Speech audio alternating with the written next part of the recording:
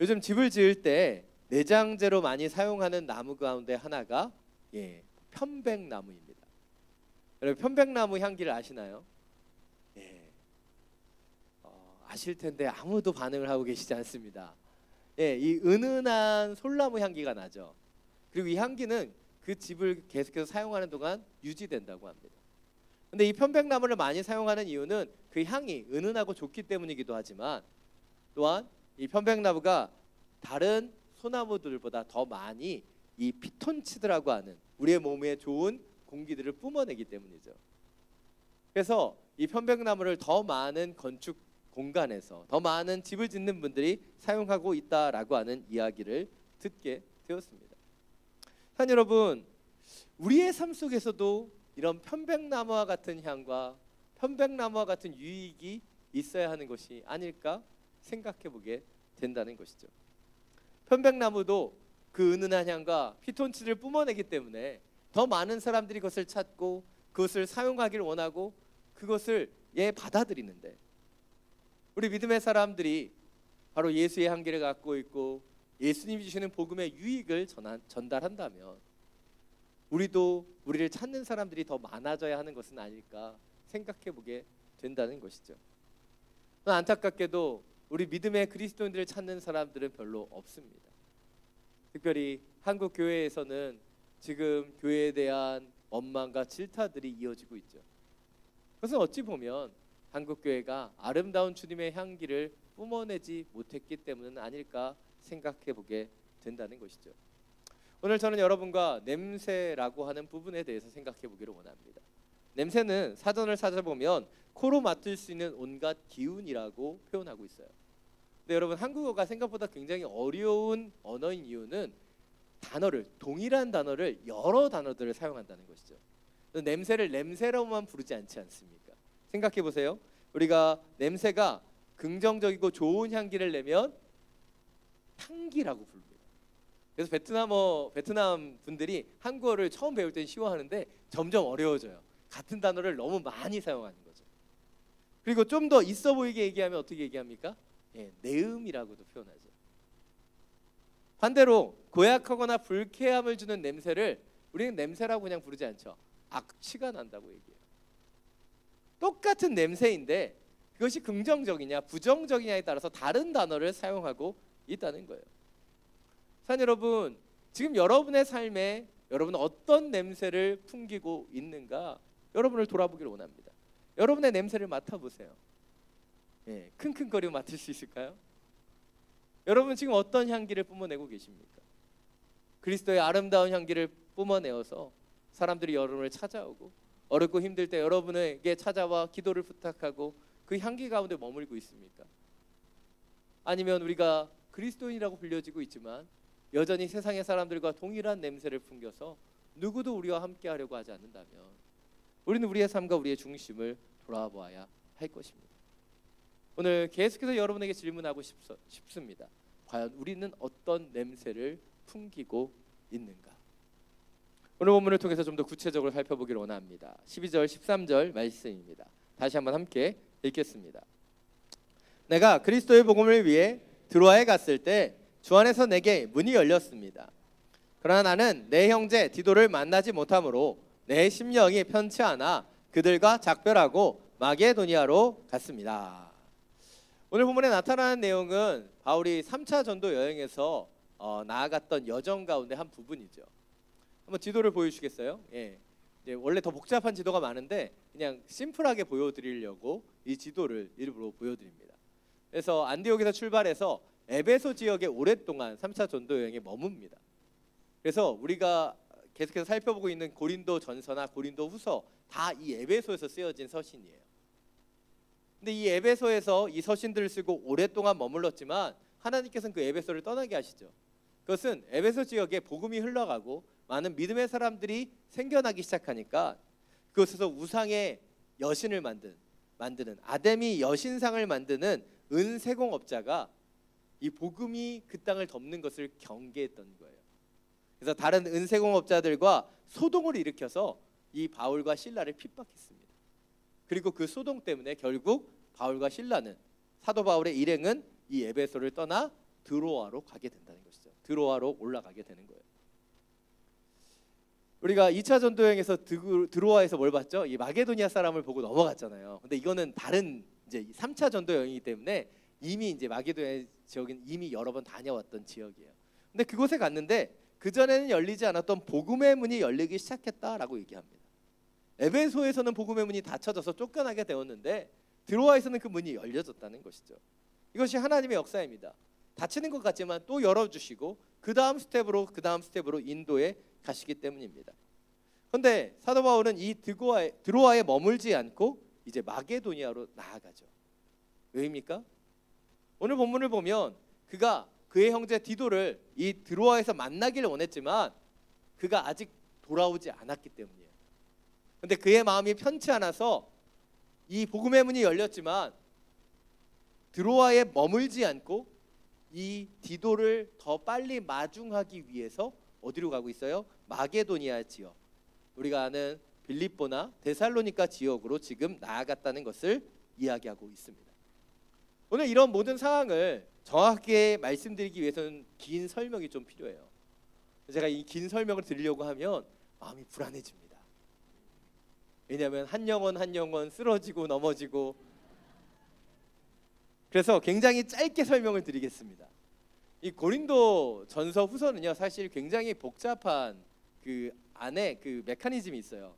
이것은 고린도 교회에 보낸 편지가, 사도 바울이 보낸 편지가 총 4번이었습니다. 그런데 첫 번째 편지와 세 번째 편지는 저희한테 지금 전해지지 않고 두 번째 편지가 고린도 전서고요, 네 번째 편지가 고린도 후서입니다. 그래서 그 편지마다의 그 긴장감과 모습이 다른 거예요. 첫 번째로 사도 바울은 지금 우리에게 전해지지 않지만 첫 번째 서신을 고린도 교회에 보냅니다. 그것은 일반 이제 목회 서신과 같이, 일반 그 교회에 보냈던 서신과 같이 안부를 묻고 하나님의 복음을 더 정확히 아는 서신이었을 겁니다. 그런데 그 서신을 보내고 나서 사도 바울은 깨닫게 된 거예요. 고린도 교회가 수많은 문제 가운데 있다는 것을 알게 됩니다. 그래서 두 번째 서신을 보내죠. 바로 고린도 전서입니다. 교회에 보낸 서신 가운데 가장 긴 서신이죠. 16장이나 돼요.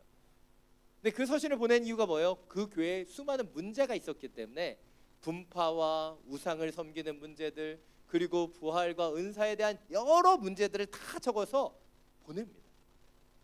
그렇게 자세하게 이 고린도 전서를 보냈음에도 불구하고 고린도 교회 문제는 쉽게 해결되지 않았어요. 그래서 어떻게 했을까요? 이제 사도 바울이 근심 가운데 방문하게 됩니다.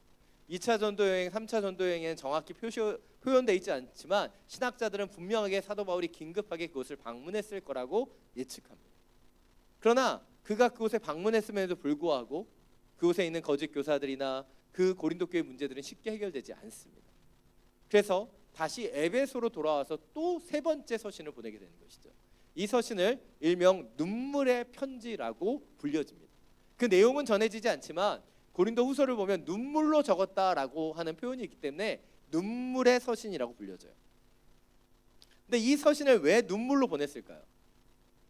사랑하는 고린도 교회 성도들이 지금 이단에 빠져가고 하나님의 복음을 제대로 알지 못한 채 흔들리고 요동하는 모습을 보았기 때문에 사도 바울이 눈물로 그 편지를 쓰고 있는 거예요.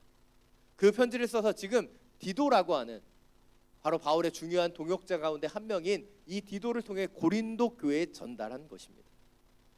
그리고 이 디도가 돌아올 때가 되어서 이 드로아에서 그를 만나기로 했던 거예요. 그런데 이 디도가 일정이 늦어진 거죠. 그래서 드로아에서 만나지를 못하는 거예요. 그러니까 사도 바울이 어떻게 해야 됩니까? 그 마음이 편치 않아서, 13절을 보면 편치 않아서 디도를 더 빨리 만나고 싶어서 지금 마게도니아 지방, 빌립보라 데살로니가 지역으로 지금 가고 있다는 겁니다. 사실 오늘 본문에 나타나는 이 사도 바울의 이러한 모습은요, 우리한테 그렇게 익숙한 모습이 아니에요. 여러분 생각해 보십시오. 사도 바울 어떤 사람입니까? 찔러도 피 한 방울 안 나올 것처럼 굉장히 견고하고 단단한 사람 아닙니까? 그가 40에 하나 가만맘 매를 39대의 매를 3번이나 맞았어요. 그가 어떤 핍박이 찾아와도 어떤 고난이 찾아와도 그는 요동하지 않았던 사람이에요. 감옥에서도 찬양하고 감옥에서도 기도하고 하나님의 놀라운 역사를 만들었던 사람이에요. 그런데 오늘 본문에 나타나는 사도 바울은요, 그런 견고한 반석 같은 모습이 아니에요. 오늘 본문에 사도 바울의 모습을 보면 꼭 러브레터를 보내놓고 연인의 답을 초조하게 기다리는 그런 연약한 사도 바울의 모습을 보게 된다는 것이죠. 그렇다면 왜 사도 바울의 모습은 우리가 아는 것과 이렇게 다를까요? 그것은 사도 바울이 그 대적들의 핍박을 대항할 때는 하나님 주시는 믿음으로 견고하게 설 수 있었지만, 지금 살아가는 고린도 교회 성도들을 시험에 들지 않고 다시 회복하게 하기 위해서 그는 사랑의 마음으로 그들을 품기 때문에 더 관심을 가지고 더 세심하고 더 노력하고 있는 거예요.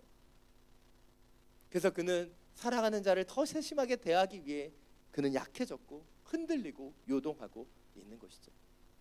혹시 여러분 이 영화를 보셨을지 모르겠지만 한 영화의 명대사가 있어요. 더 사랑하는 자가 약자다. 이 영화가 19금 영화라서 제가 어떤 영화인지는 말씀드리지 않겠지만 더 사랑하는 자가 약자다. 근데 저는 그 말이 제 마음속에 확 와닿았어요. 왜 더 사랑하는 사람이 약자일까요? 더 사랑하기 때문에 먼저 용서하고 먼저 사과하고 먼저 인내하기 때문이에요. 여러분, 자녀에게는 부모가 없다고 얘기합니다. 왜일까요? 부모가 자녀를 더 사랑하기 때문이에요. 그래서 자녀가 떼를 쓰고 자녀가 졸으면 더 사랑하기 때문에 들어주는 거예요. 자녀에게 져줄 수 있는 거예요. 우리 예수님께서 때때로 우리의 기도를 들어주십니다. 근데 우리의 기도 가운데 하나님의 뜻대로 하는 기도가 아닌 우리의 욕망대로 하는 기도도 때때로 들어주세요. 왜입니까? 주님 우리를 더 사랑하시기 때문에 우리의 연약함을 아시고 우리에게 져주시는 거예요. 근데 그 져주시는 기도가 좋은 기도라고 생각해서는 안 됩니다. 근데 하나님께서 우리를 더 사랑하시기 때문에 그게 져주시는 거예요. 성경을 보십시오. 야복 강가에서 벌어지는 씨름 대회, 하나님과 야곱이 붙었어요. 누가 이겨야 됩니까? 당연히 하나님이 이겨야 되죠. 그런데 그 씨름 대회는 일방적인 야곱의 승리로 끝나죠. 왜일까요? 하나님께서 져주셨기 때문이에요. 더 야곱을 사랑하시는 하나님께서 야곱에게 져주셨기 때문이에요. 왜입니까? 경쟁의 사람으로 늘 에서와 싸우고 라반과 싸우고 늘 세상 속에서 경쟁하며 싸웠던 그 야곱에게 져주시고 그의 이름을 바꿔주시잖아요. 너는 하나님과 겨루 이겼다라고 하는 이스라엘이라는 이름으로 그를 부르시고 그를 새롭게 하시지 않습니까? 왜입니까? 바로 하나님이 더 사랑하시기 때문에 그를 져주시고 그의 마음을 만지기를 원하시는 것이에요. 오늘 사도 바울이 고린도 교회 성도들에게 쩔쩔매고 그들에게 끌려다니며 그들에게 관심을 기울이는 이유는 무엇이에요? 그가 그 성도들을 더 사랑하기 때문이에요. 이것이 오늘 첫 번째 포인트입니다. 그리스도의 향기는 승리하기 위한 처참한 혈투가 아니라 져줄 수 있는 아름답고 넉넉한 사랑이라는 거예요. 그게 그리스도의 향기예요. 그리스도의 향기는요, 더 사랑하고 품어주고 인내하는 자들에게 부어지는 것이지 싸우고 이기고 경쟁하는 자들에게 부어지는 것이 아닙니다. 지난 주일 본문과 오늘 주일 본문 사이에 고린도서 1장 12절부터 2장 11절 사이를 보면 사도 바울이 그렇게 고린도 교회 성도들에게 해명을 합니다. 변명을 하고 있어요. 그 이유는 바울이 고린도에 언제 가겠다고 방문 계획을 얘기했지만 성령이 길을 열어주지 않아서 가지 못했던 거죠. 그런데 고린도 교회 성도들은 그런 바울을 비난하는 거예요. 언행이 일치하지 않는다고. 그러면서 그의 사도권도 의심하고 그가 전한 복음까지도 의심하고 있었던 거예요. 그 뒤에는 거짓 교사들이 있었죠. 그런 속상한 마음 가운데 저 같으면 그냥 안 하고 만다 그랬을 것 같은데 사도 바울은요, 포기하지 않고 근심으로 방문합니다. 눈물로 편지를 써요. 그리고 그들이 다시 돌아오며 회복되기를 간절히 간구하고 있다는 거예요. 이런 사도 바울의 마음이 고린도후서 2장 4절에 그대로 드러나고 있습니다. 우리 자막을 통해서 함께 읽겠습니다. 나는 큰 환난과 마음의 고통으로 인해 많은 눈물로 여러분에게 썼습니다. 이는 여러분을 근심하게 하려는 것이 아니라 여러분에 대해 넘치는 사랑이 내게 있음을 알게 하려는 것입니다. 근심하게 하려는 것이 아니라 그 고린도 교회 성도들을 향한 넘치는 사랑이 그들에게 있다는 것을 알려주고 싶었던 거예요. 사람의 본성은 싸우고 이기고 승리하는 거예요. 그러나 하나님 우리에게 주시는 온전한 사랑은 무엇입니까? 져줄 수 있는 것이고 용서할 수 있는 것이고 넘어가 줄 수 있는 거예요. 기독교의 중요한 가르침 가운데 두 가지가 있어요. 첫 번째는 진리고 두 번째는 은혜입니다. 근데 이 진리와 은혜에 대해서 존 스토트 목사님이 이렇게 말씀하셨어요. 진리는 사랑으로 부드럽게 하지 않으면 굳어지고, 사랑은 진리로 단단히 세우지 않으면 약해지고 물러진다. 이게 무엇을 이야기하는 겁니까? 진리라고 하는 분명한 하나님의 기준을, 그 기준만 갖고 있으면 그 진리를 수호하기 위해 누군가를 찌르고 누군가를 정죄하고 누군가를 욕되게 하는 거예요. 그래서 진리는 은혜와 사랑을 만나서 진리를 뭉툭하게 해야 되는 거예요. 반대로 은혜와 사랑만을 얘기하면 그것이 뭉툭해져 버려서 진리의 기준이 무너져 버릴 수도 있는 거예요. 그래서 진리와 사랑, 진리와 은혜라고 하는 이 두 가지의 기준이 균형을 맞추고 함께 가는 것이 기독교의 가르침인 것이죠. 오늘 고린도 교회 성도들은 사도 바울에게 자신의 가치를 가지고, 자신의 기준을 가지고, 자신이 갖고 있는 그 진리를 가지고 공격하는 거예요. 그런데 사도 바울은 그 진리를 어떻게 하고 있어요? 품고 안으며 그것을 뭉툭하게 하고 있는 거예요. 사도 바울의 사랑으로 그 뾰족하게 만든 그 진리를 깎고 무뎌지게 그 아픈 것을 품고 사랑하고 있는 것입니다. 그리고 사도 바울이 그렇게 넉넉하게 져주고 사랑하고 품어주고 용서했기 때문에 우리는 결국 고린도 교회의 문제가 다 해결되고 깨어졌던 그 관계가 회복되는 것을 보게 된다는 것이죠. 산 여러분, 여러분의 삶의 자리 가운데 그리스도의 향기가 나타나고 있습니까? 그리스도의 향기는요, 경쟁하고 싸우고 정죄할 때는 나타나지 않습니다. 다름과 차이를 볼 때는 나타나지 않아요. 그러나 그 다름과 그 차이를 품고 용납하고 인내하고 품어줄 때, 그때 그리스도의 향기가 우리 가운데 나타나게 된다는 것이죠. 여러분, 여러분에게 맡겨주신 그 영혼들을 예수님처럼, 사도 바울처럼 품게 되기를 원합니다. 품고 인내하고 사랑함을 통해 바로 그리스도의 향기를 그들 가운데 흘러보낼 수 있는 하나님의 사람들이 되시기를 간절히 축원합니다. 오늘 14절 15절입니다. 다시 한번 함께 읽겠습니다. 그러나 우리로 그리스도 안에서 항상 승리하게 하시며 우리를 통해서 모든 장소에서 그리스도라는 냄새를 나타낼 수 있게 하시는 하나님께 감사를 드립니다. 우리는 구원받은 사람들에게서나 멸망하는 사람들에게서나 하나님 앞에서 그리스도의 향기입니다. 오늘 사도 바울은 고린도 교회 문제 때문에 디도를 고린도로 보냈어요. 그리고 드로아에서 기다리다가 마음이 편치 않아서 이제 마게도니아까지 나아갑니다. 지금 그의 상태는 어떤 것도 응답받지 못했고요, 문제는 누적되고 어떤 것도 해결되지 않았습니다. 13절에서 그의 마음이 편치 않았다라고 분명하게 기록하고 있어요. 그런데 그럼에도 불구하고 사도 바울은 14절에서 고백합니다. 우리는 모든 장소에서 그리스도라는 냄새를 나타낼 수 있게 하신 하나님께 감사를 드립니다. 15절은 고백하죠. 구원받은 사람에게서나 멸망하는 사람들에게서나 다 그리스도의 향기다. 다시 말해서 이것은 무엇을 의미하는 거예요? 어느 장소에서나 어느 사람 앞에서나 바로 믿는 자들은 그리스도의 향기가 되어야 한다는 것이죠. 한 여러분, 왜 사도 바울이 이렇게 고백할 수 있었던 것일까요?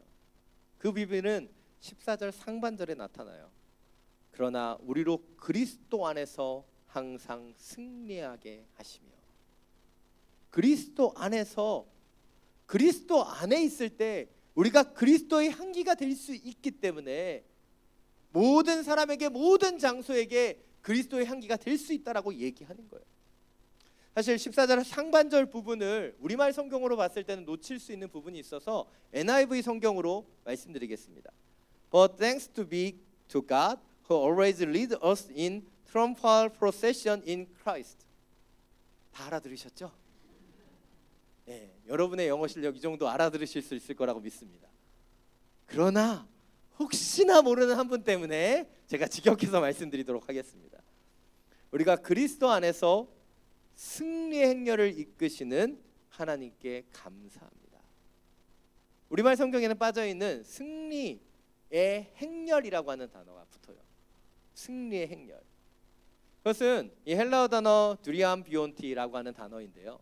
이 단어는 승리라는 단어로 쓰여지지만 로마에서 그 승리한 군대가 로마의 시내를 들어올 때 승리로 행진하는 것을 또한 의미하는 단어이기 때문에, 그래서 NIV 성경에서는 이 단어를 특별히 승리의 행진이라고 번역하고 있는 거예요. 근데 이 행진 때 어떤 일이 있었냐면 바로 로마의 그 시민들은 나와서 그 향을 태워서 이 승리의 향기를 승리의 행진과 함께 맛보게 했다는 거예요. 그래서 이들은 이 승리하는 군대가 올 때 그 향을 태움을 통해서 이 로마 전체가 승리의 향기로 가득 차게 되었다는 거예요. 그렇다면 그 사람이 군인이 아닐지라도, 그 행렬을 보러 나온 사람이 아닐지라도 그 로마 안에 있기만 하면 모든 사람들은 아름다운 승리 향기를 맡을 수 있었을 거예요. 그 마을 안에 있기만 한다면. 이것이 오늘 이야기하는 부분입니다. 우리가 그리스도의 향기가 된다는 것은 우리가 어떤 행위를 하고 어떤 노력을 하고 우리가 어떤 일들을 하기 때문에 그리스도의 향기가 되는 것이 아니에요. 그리스도 안에 있기 때문에 우리가 그리스도의 향기가 된다는 것이죠. 우리가 그리스도 안에 있으면, 그리고 그리스도 안에 젖어들고 그리스도로 물들게 되면 당연하게 우리 가운데 향기가 뿜어져 나오게 되는 것이에요. 이것이 오늘 두 번째 포인트입니다. 그리스도의 향기는 우리 스스로가 뿜어낼 수 있는 향기가 아니라 우리가 그리스도 안에 거할 때 우리 안에 임하게 되는 예수의 향기라는 거예요. 우리가 그리스도 안에 있을 때, in Christ, 주님 안에 있을 때 우리에게 임하게 되는 예수의 향기라는 것이죠. 제가 신대원 시절에 2년 반 정도를 기숙사에 살았어요. 이 기숙사가 굉장히 오래된 건물이어서 지금 벌써 10년 전에 허물어졌습니다. 거의 제가 마지막 시기에 살았는데요. 그 우중충한 그늘에 또 지어져서 그 분위기도 쾌쾌하고 또 남자 4명이서 거기 사니까 얼마나 냄새 나는 곳이었는지 모릅니다. 또 특별히 저희 방은 햇빛도 잘 안 들어가지고 믿음의 전도사 4명이 사는데도 불구하고 아름다운 향기보다는 안 좋은 냄새가 많이 났던 것 같아요. 그럼에도 불구하고 저희 방에는 지인이 방문하면 현대인이 배운 에티켓을 갖추기 위해서 일명 페브리즈 신공을 쓸 수 있도록 예비해 두었어요. 그래서 지인이 오기 전에 페브리즈를 막 뿌리는 거죠. 그러면 이 방에 방문한 지인은 처음에는 산뜻한 페브리즈 향을 맡으면서 함께 이야기를 나눕니다. 근데 조금 시간이 지나면요, 이 상쾌한 페브리즈 향을 뚫고 쾌쾌한 냄새가 올라오는 거예요. 왜일까요? 냄새의 근원은 사라지지 않은 채 우린 그 페브리즈로 대충 그것을 덮으려고 했기 때문에. 때때로 우리 그리스도인이 살아가는 삶을 보면 이런 삶은 아닌가라고 생각해 보게 되는 거예요. 우리의 근원이 주님 안에 있으면 주님의 향기로 가득 차게 되어 있는데, 주님과 가까워지면 주님 앞에 물들고 젖어들게 되는 것이 당연한 것인데, 우리는 그리스도 안에 거하기보다는 이 페브리즈와 같은 인위적인 향으로 대충 우리의 겉모습을 그 향기로 덮으려고 하고 있지는 않은가. 여러분, 예수님 당시의 바리새인들은요, 행위라고 하는 향기를 내기를 원했어요. 사두개인은 권력이라는 향기를 갖기 원했습니다. 그러나 그 누구도 향기가 되지 못하고 그들의 삶과 모습들은 결국 악취를 품게 되죠. 왜입니까? 그들이 그리스도를 잃어버렸기 때문이에요. 여러분, 우리가 그리스도의 향기가 될 수 있는 이유는 단 한 가지입니다. 그리스도 안에 거하기 때문에. 내가 어떤 행위를 하고 어떤 신학을 갖고 어떤 믿음을 갖느냐가 아니에요. 우리가 그리스도 안에 있어야지 그리스도의 향기가 되는 거예요. 내가 주님 안에, 주님이 내 안에 거하실 때 그때 우리가 온전한 향기를 뿜어낼 수 있는 것이죠. 근데 우리는 자꾸 페브리즈 향을 만들어내는 거예요. 내 인위적인 내 노력으로, 내 행위로, 가식으로 외적인 향기를 만들어내려고 합니다. 그러나 주님이 진정으로 우리에게 원하시는 것은 무엇입니까?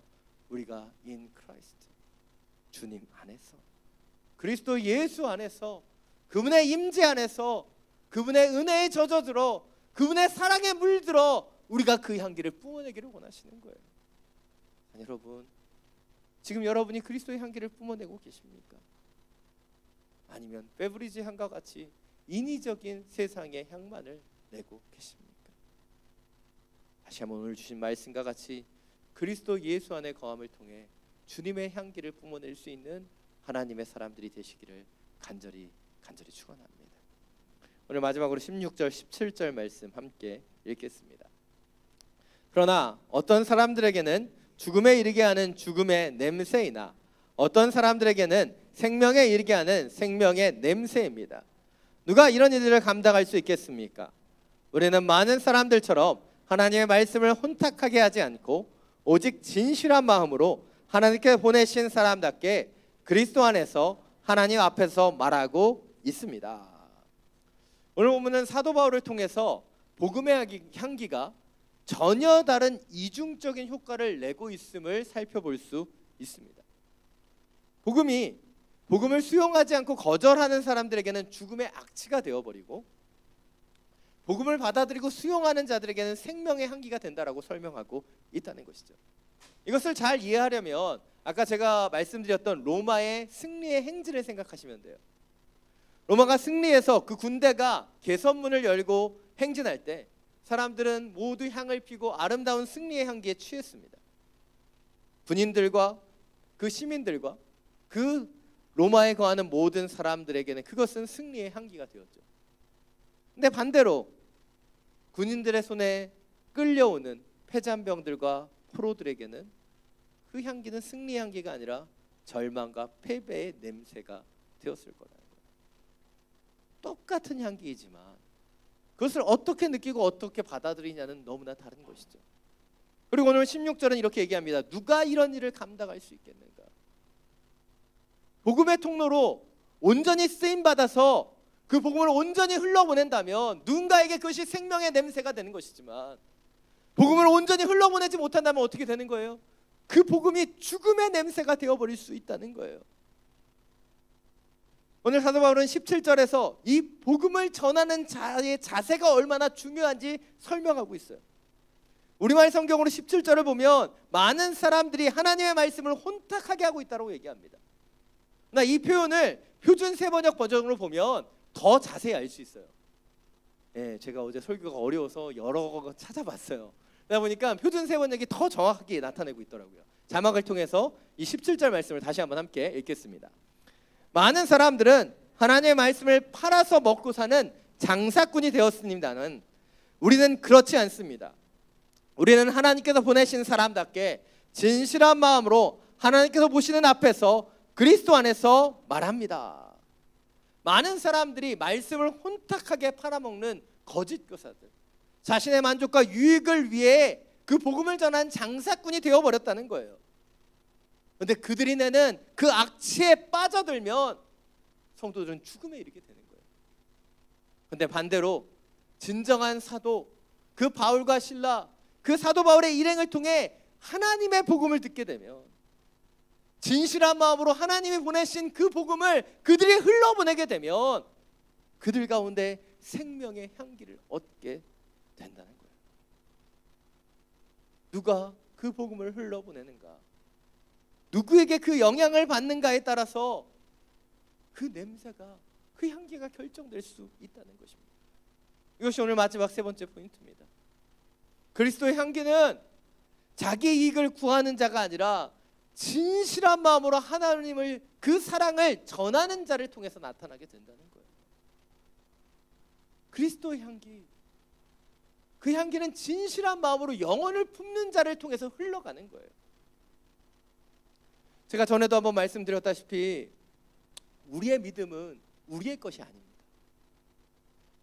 여러분, 여러분의 믿음은요, 지금 여러분이 이곳에 들어와 예배드리고 있는 이 믿음은요, 여러분의 것이 아니라 누군가에게 빚진 거예요. 바로 여러분에게 복음을 전해주었던 부모, 친구, 선배들에게 빚진 거예요. 지금 내가 이 믿음을 내가 가진 게 아니기 때문이에요. 누군가 나에게 영향을 준 사람이 있었던 거예요. 나에게 그리스도의 향기를 뿜어주었던 누군가가 있었기 때문에 지금 우리가 지금 여기에 이렇게 서 있을 수 있다는 것이죠. 오늘 본문을 준비하면서 저도 믿음의 선배들에 대해 생각해 보았습니다. 저를 위해 기도해 주셨던 부모님, 그리고 저에게 그 복음을 가르쳐 주었던 선배들을 생각해 보았어요. 제가 대한민국에서 가장 환락의 중심지인 홍익대학교를 나왔어요. 근데 홍익대학교에 다니는 사람이 다 그렇게 화려하지 않아요. 저와 같이 기독교 서클에 있는 사람들은요 진짜 찌질합니다. 특별히 저희 선배들은 진짜 가난하고 돈 없고 부족한 사람들이었어요. 지금 그 선배 중에 한 명이 캄보디아 선교사로 있는데 가끔 이게 베트남에 넘어오시거든요. 그래서 여기 있는 동안 2번 만났는데 만날 때마다 제가 애통해하는 마음이 생겨요. 안 그래도 우리 형님이 불쌍하게 생겼는데 머리도 빠져요. 아직 미혼인데 마음이 아파요.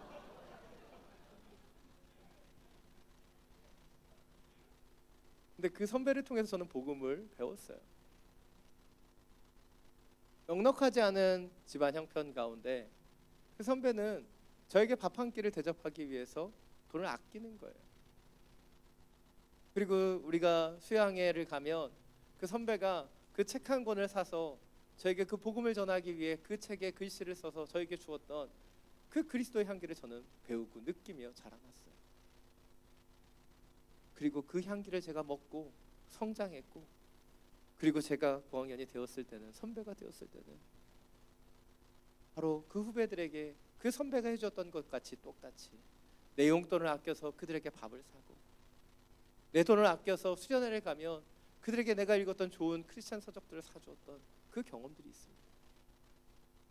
근데 지금 돌아보면요, 제가 받은 것보다 주는 것이 훨씬 복되었다는 것을 기억합니다. 제가 받을 때보다 줄 때 더 많은 기쁨이 있었고 더 많은 성장이 있었어요. 왜냐하면 주님이 주시는 마음으로 그 영혼들을 살아가며 주님이 주시는 그 향기를 뿜어내는 시간이었기 때문이에요.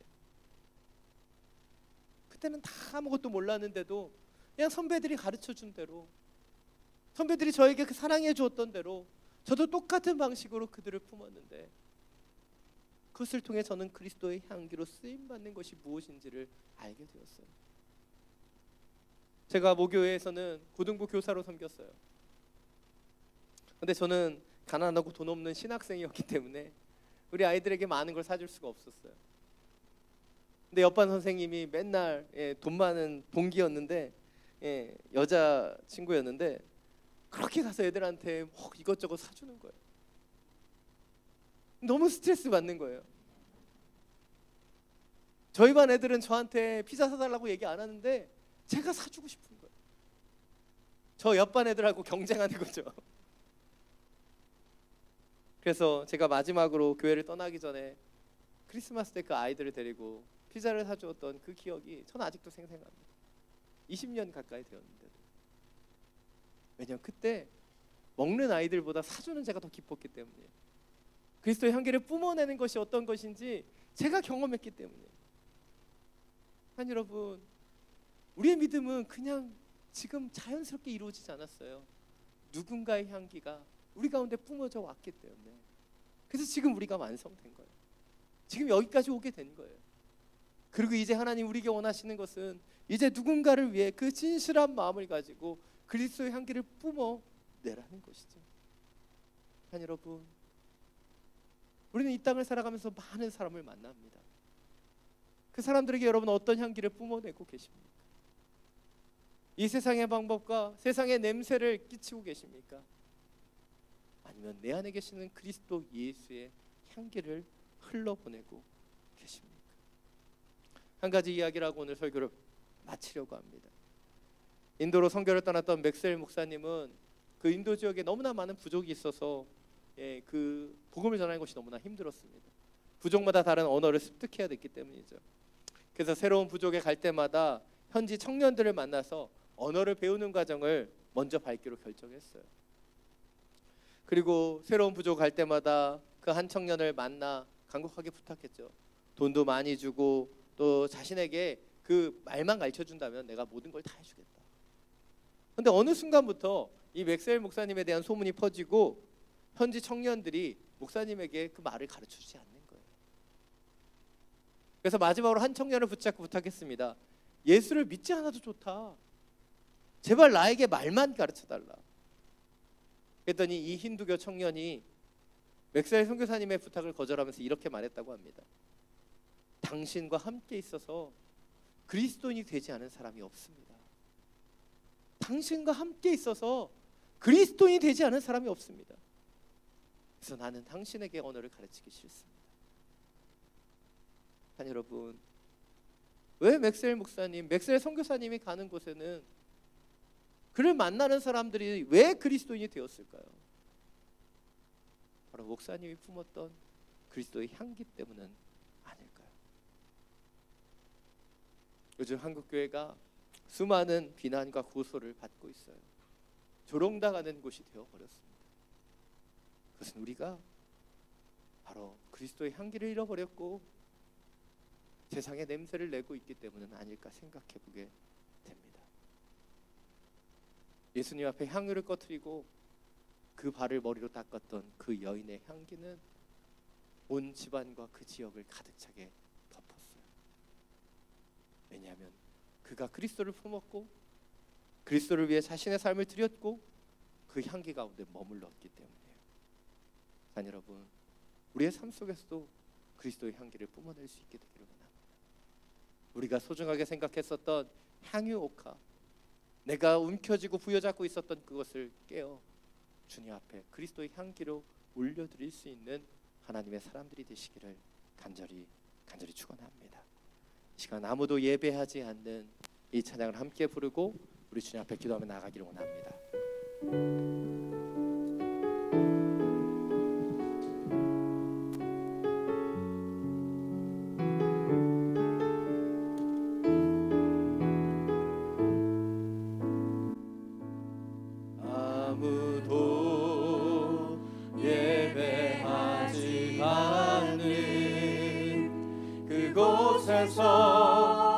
주를 예배하리라.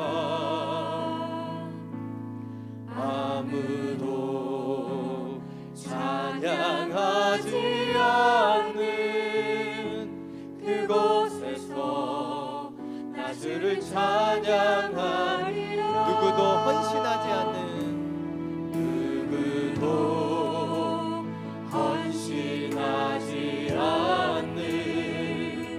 그곳에서 주께 헌신하리라.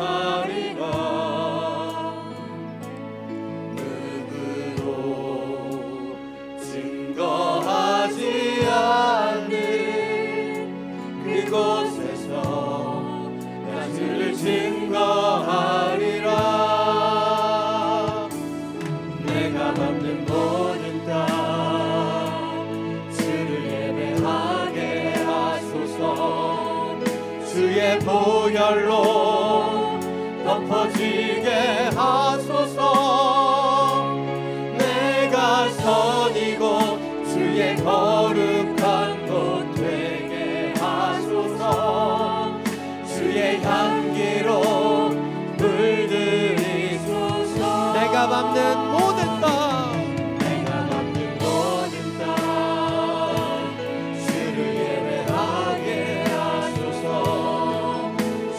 보혈로 덮어지게 하소서. 내가 선이고 주의 거룩한 곳 되게 하소서. 주의 향기로 물들이소서. 내가 밟는 모든 땅 내가 밟는 모든 땅 주를 예배하게 하소서. 주의 보혈로 덮어지게 하소서. 내가 선이고 주의 거룩한 곳 되게 하소서.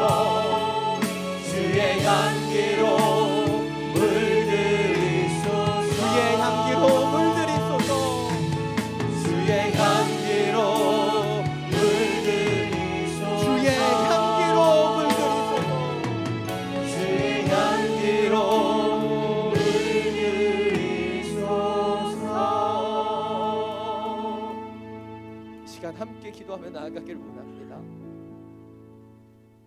이 시간 함께 기도할 때 주님, 우리가 그리스도의 향기 되기를 원합니다. 주님께서 우리를 찾아오셨고 우리 가운데 믿음의 선진들을 통해 그리스도의 향기를 전해주셨는데 나는 그 향기가 되는 것을 잊어버렸습니다. 그 향기의 능력으로 내가 이곳까지 왔는데 이 땅 가운데 그리스도의 향기로 살아가는 것을 잊어버렸는지도 모릅니다. 주님, 다시 한번 그리스도 안에 머물게 하여 주옵소서. 다시 한번 그리스도 안에 젖어들게 하여 주시고 그리스도의 사랑으로 물들게 하여 주시사 그리스도의 향기로 쓰임받게 하여 주옵소서. 이 땅에 죽어가고 있는 영혼들이 있고 이 땅에 아직도 하나님을 알지 못하는 수많은 영혼들이 있기에 주님, 나의 삶의 자리에서 그리스도의 향기로 쓰임받을 수 있도록 역사하여 주시옵소서. 주님의 이름 한번 부르고 함께 기도하며 나아갑니다. 주여,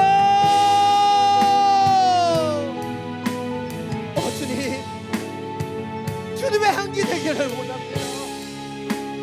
하도마을과 같이 이 땅에 언약하고 이 땅에 비난하며 이 땅에 아파하는 그 영혼들을 품는 그리스도의 향기, 주님의 사랑과 그 넉넉함으로 이 땅에 병들고 상처받고 아픈 자를 품을 수 있는 그런 향기 되기를 원합니다. 주님, 내 힘으로 내 능력으로 향기 될 수 없음을 고백합니다. 주님, 임재하여 주시고 우리가 그리스도 안에 그리스도께서 우리 안에 거하시는 그 역사를 통해 주의 향기로 쓰임받게 하여 주옵소서. 주님, 내가 믿음의 붙은 자가 아닙니까? 내가 그리스도의 그 향기를 통해 지금 이렇게 섰는데 내가 그 향기를 흘러보낼 것을 잃어버렸다면 주여, 다시 한번 우리 가운데 임하여 주옵소서. 그리스도의 향기를 흘러보내게 하여 주옵소서. 그리스도의 향기를 뿜어내게 하여 주옵소서. 그리스도 내게 주신 그 놀라운 사랑과 은혜를 이제 예수님처럼 사도 바울처럼 흘러보낼 수 있는 주의 향기가 되게 하여 주옵소서. 우리의 약함을 고백합니다. 우리가 향기 내지 못했다는 연약함들을 바라봅니다. 우리가 나아가야 될 자리, 내가 그 향기를 뿜어내야 되는 그 사람들을 보게 하여 주시고 주님이 주시는 마음으로 그 뜻으로 주님이 원하시는 그 주님의 보혈과 능력으로 주여, 우리가 나아가는 삶의 자리를 주의 거룩한 자리로 주님의 향기로 변화시키는 주의 영혼들이 되게 하여 주옵소서.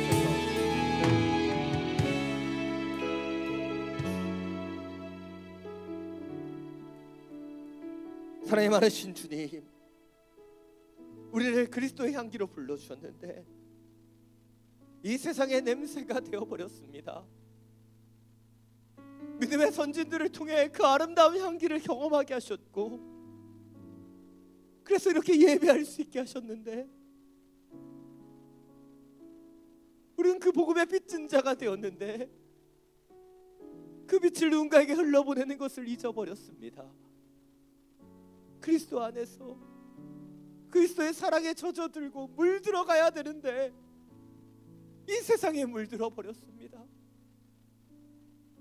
그리스도의 향기로 우리를 채우기보다는 이 세상의 페브리즈와 같은 인위적인 향기로 나를 채우기를 원했습니다.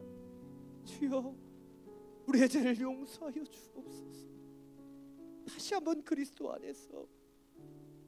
안에서 아름다운 향기를 뿜어내는 주의 아들 딸 되게 하여 주시고 우리가 가는 곳곳에 주의 보혈의 능력이 거룩한 임재로 주의 향기를 나타내는 하나님의 자녀들이 되게 하여 주시옵소서. 우리 주 예수 그리스도의 이름으로 기도드립니다.